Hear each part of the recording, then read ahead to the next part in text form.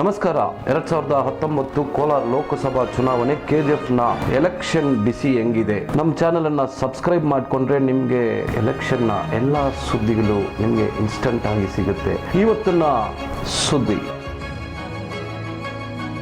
ಮಾಜಿ BML ತಮಿಳ್ ಮಂಡ್ರಂನ ಅಧ್ಯಕ್ಷರಾದ ನಿತ್ಯಾನಂದನ್ ಹಾಗೂ ಸಾರಂಗಪಾಣಿ ಅವರು ತಮ್ಮ ಬೆಂಬಲ MP ಎಲೆಕ್ಷನ್ ಅಲ್ಲಿ ಯಾರಿಗೆ ಅಂತ ತಿಳಿಸಿದ್ದಾರೆ.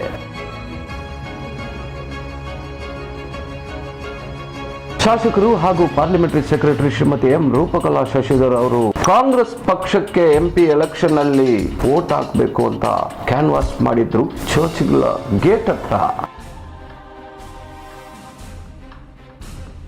JDSನ KGF ತಾಲೂಕು ಅಧ್ಯಕ್ಷರಾದ K ರಾಜೇಂದ್ರನ್ ಹಾಗೂ ಅವರ ಎಲ್ಲ ಲೀಡರ್ಸು ಪಾಲ್ಗೊಂಡು MP election booth committee meeting ಅನ್ನು ಮಾಡಿದ್ರು. ನೋಡೋಣ ಇವತ್ತಿನ ಸುದ್ದಿ.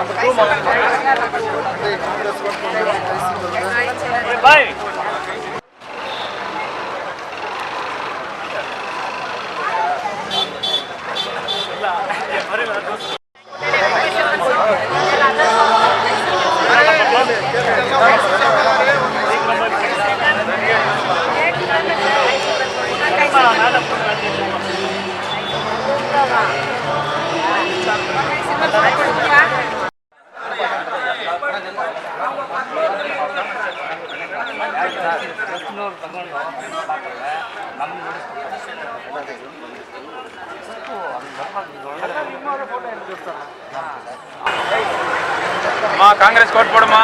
இந்த முறை காங்கிரஸ் ஜெயிச்சா 6000 ரூபாய் மாசம் வீட்டு தேடி வரும். ஆமா ஆமா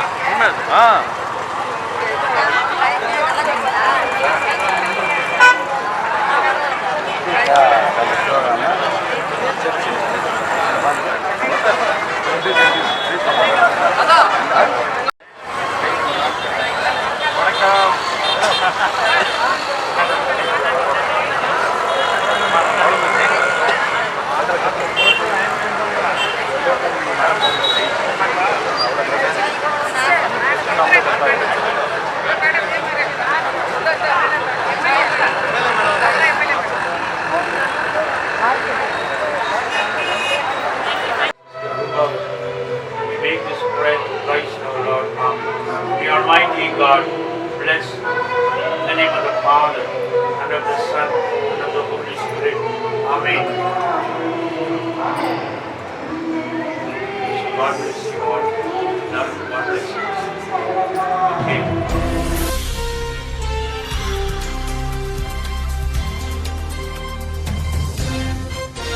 இந்த கோலார் தங்கவயலில் இதுக்கு முன்னே இருந்த நம்முடைய பிஜேபியுடைய MLA திரு சம்பைங்க அவர்கள் நம்ம பக்கம் வர்றதே இல்லை. இந்த பக்கம் அவர் எந்த ஒன்றும் நம்மளுக்கு அவர் இருந்த பீரியடில் நம்ம தங்கவயலுக்கு வேண்டிய ஒரு அடிப்படை இது கூட எதுவும் செய்யலை அவர்.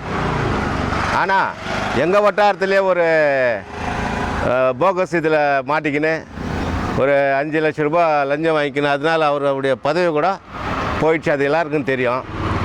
அவர் இப்போது இந்த பார்லமெண்ட் தொகுதிக்கு மறுபடியும் பிஜேபிக்கு ஓட்டு கேட்டுன்னு வராரு. அவர் கூட்டின்னு வந்திருக்கிற ஆள் இந்த ஊருக்கு எந்த ஒரு பரிச்சயமே இல்லாதவர். அவர் ஆனைக்கல்லேருந்து எங்கே வந்துக்கிறாருன்னு சொன்னாங்க, முனிசாமின்னு. அவர் யார் என்னான்னு சொல்லிட்டு நமக்கு எதுவும் தெரியாது. ஆனால் இப்போ இருக்கிற சூழ்நிலையில் பிஜேபி அரசாங்கம் இருந்துச்சுன்னா இந்த நாட்டில் மறுபடியும் ஒரு எலெக்ஷன் நடக்காதுன்றது பெரிய பெரிய தலைவர்களாம் எடுத்து சொல்லும்போது நம்மளுக்கு ரொம்ப பயமாகவே இருக்குது. அதனால் பிஜேபி அடியோடு இந்த முறை ஒழிக்கணும். அதனால் காங்கிரஸ் பார்ட்டி இங்கே வரணும். அந்த காங்கிரஸ் பார்ட்டி வரணுன்னா இங்கே 7 முறை எம்பியாக இருந்து மறுபடியும் அவருக்கு வந்து 8வது முறையாக வந்து எம்பி தேர்தலில் நிற்கிறதுக்கு வாய்ப்பு அளிச்சிருக்கிறாங்க. அவருக்கு வந்து பெரும்பாலான வாக்கு வந்து நம்ம தங்கவேல் தொகுதியில் அவருக்கு இது வெற்றி பெற செய்யணும். அதே போல் வந்து நம்முடைய காங்கிரஸினுடைய தலைவர் திரு ராகுல் காந்தியுடைய அந்த மேனிஃபெஸ்டோ தேர்தல் அறிக்கையை அது அமுல்படுத்தணுன்னா கண்டிப்பாக வந்து காங்கிரஸ் ஆட்சி வந்து இங்கே வந்து இந்த நம்ம நாட்டுக்கு தேவை இந்த நேரத்தில் கூறிக்கின்னு இன்றைக்கி இருக்கின்ற சூழ்நிலையில் பார்த்தா நாட்டில் ஜனநாயகம் இருக்குமா, சர்வாதிகாரம் நிலைக்குமா என்று ஒரு கேள்விக்குறியோடு இந்த தேர்தலை எதிர்நோக்கி இருக்கின்ற மக்களெல்லாம் பேசிக்கொள்கிறார்கள். அந்த அளவுக்கு திரு மோடி அவர்கள் வாயை திறந்தா பொய் பித்தலாட்ட பேச்சுக்களை பேசி மக்களை கவர்ச்சிக்கலாம் என்று நினைக்கிறார்.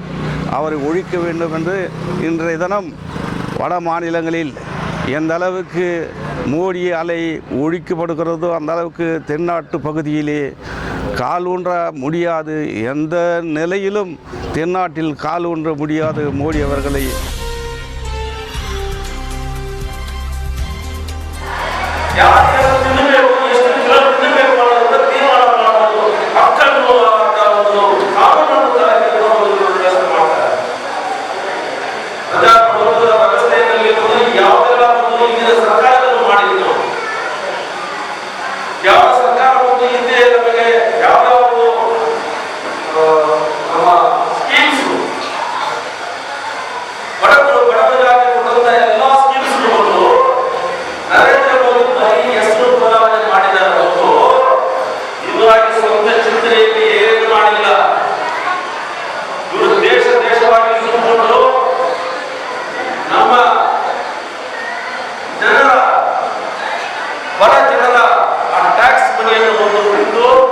ಸುಮಾರು 1300 ಕೋಟಿ ರೂಪಾಯಿನ ಒಂದು ಬರೀ ವಿದೇಶಗಳಿಗೆ ದುಡ್ಡನ್ನು ಖರ್ಚು ಮಾಡಿದೆ.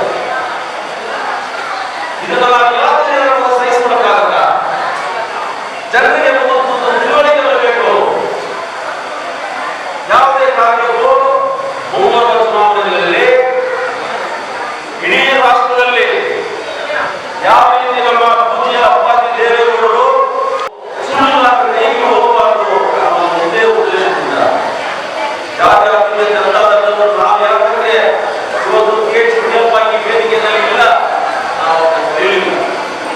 ಈ ಕ್ಷೇತ್ರದ ಶಾಸಕರಾಗಿರ್ತಕ್ಕಂಥ ಒಬ್ಬ ಸಚಿವರು ಕೂಡ ಒಂದು ಮಾತು ಹೇಳಿಲ್ಲ. ಲೋಕದಲ್ಲಿರ್ತಕ್ಕಂಥ ಕಾಂಗ್ರೆಸ್ ಮೇಲೂ ಒಂದು ಮಾತು ಹೇಳಿಲ್ಲ. ಆದರೆ ನಾವು ಯಾಕೆ ಈ ಮೀಟಿಂಗ್ ಮಾಡ್ತಾ ಇದ್ದೀವಿ ಅಂದರೆ ನಮ್ಮ ಕುಮಾರಣ್ಣ ಒಂದು ಬರೀ 37 ಶಾಸಕರು ಹೊಂದಿರತಕ್ಕಂಥ ನಮ್ಮ ಪಕ್ಷಕ್ಕೆ ಏನೇ ಒಂದು ಕಂಡೀಷನ್ ಇಲ್ಲದೆ ಮುಖ್ಯಮಂತ್ರಿಯಾಗಿ ಘೋಷಿಸಿದ ಈ ಕಾಂಗ್ರೆಸ್ ಪಕ್ಷದವರು ಅವರಿಗೆ ನಾವು ಮಾತಿಸಿದ್ದೇವೆ. We are indebted to the Congress party. We are indebted to the Congress party. Only 37 MLAs. Just imagine my dear. ಇದೇ ಬಿಜೆಪಿಗೆ ಕೊಟ್ಟಿದ್ರೆ ಕಳೆದ 5 ವರ್ಷದಲ್ಲಿ ಏನಾಗ್ತದೆ ಗೊತ್ತಾಗಿದೆ. ಜೈಲಿಗೆ ಹೋಗದೇ ಇರ್ತಕ್ಕಂಥ ಲೀಡ್ ಆಗ್ತಿದ್ದಾರ. ಯಡಿಯೂರಪ್ಪ ಜೈಲಿಗೆ ಹೋಗಿದ್ದಾರೆ, ಈಶ್ವರಪ್ಪ ಜೈಲಿಗೆ ಹೋಗಿದ್ದಾರೆ, ಜನಾರ್ದನ್ ರೆಡ್ಡಿ ಜೈಲಿಗೆ ಹೋಗಿದ್ದಾರೆ.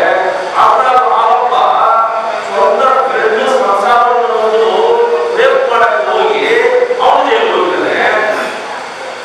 8 ದಿನ ಬಿಟ್ಟು ರಸ್ತೆ ಇಸ್ಕೊಂಡು ಅವರು ಜೈಲಿಗೆ ಹೋಗಿದ್ದಾರೆ. ನಿರ್ಲಕ್ಷ್ಯ ಇಂಥ ಹೀನಾಯವಾದ ಒಂದು ವ್ಯಕ್ತಿಗಳಿರ್ತಕ್ಕಂಥ ಭಾರತೀಯ ಜನತಾ ಪಾರ್ಟಿಗೆ ನಾವು ಮತ ಹಾಕಲಿಲ್ಲ.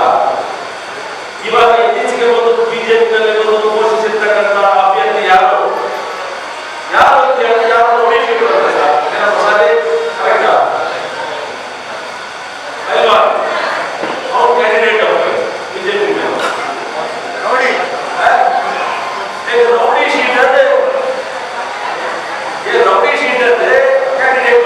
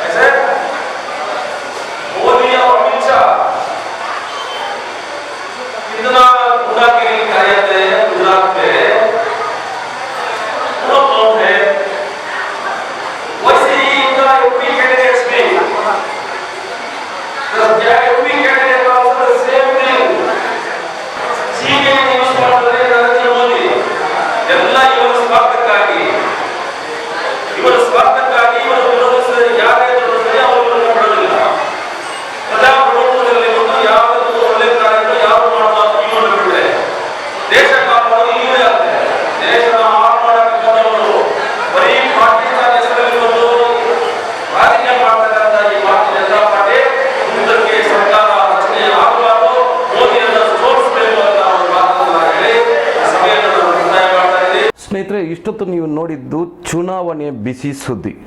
ಮರಿದ್ರೆ ಚಾನೆಲನ್ನು ಸಬ್ಸ್ಕ್ರೈಬ್ ಮಾಡ್ಕೊಳ್ಳಿ. KGF ಅಲ್ಲಿ ನಡೀತಾ ಇರುವ 2019 ಕೋಲಾರ ಡಿಸ್ಟ್ರಿಕ್ಟ್ MP ಎಲೆಕ್ಷನ್ನ ಇನ್ಸ್ಟೆಂಟ್ ಸುದ್ದಿ ನಿಮಗೆ ಸಿಗುತ್ತೆ. ಮುಂದಿನ ಸುದ್ದಿಯಲ್ಲಿ ನೋಡೋಣ. ನಮಸ್ಕಾರ.